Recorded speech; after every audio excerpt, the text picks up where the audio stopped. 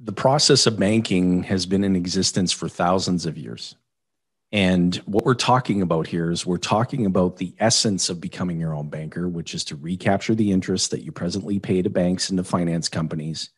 And one must recognize the fundamental principle that we either pay interest to access someone else's pile of money, or we give up the opportunity that our money could have earned otherwise in terms of interest. It's lost opportunity cost.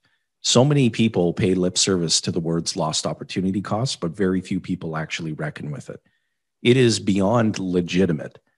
It's a fact that we need the use of money throughout the course of our lifetime. And that money must flow from one supply source to another in a relatively short time frame. Otherwise, no transactions take place in your life. Someone must perform that function as it relates to your needs, and that person should be you. So it is legitimate.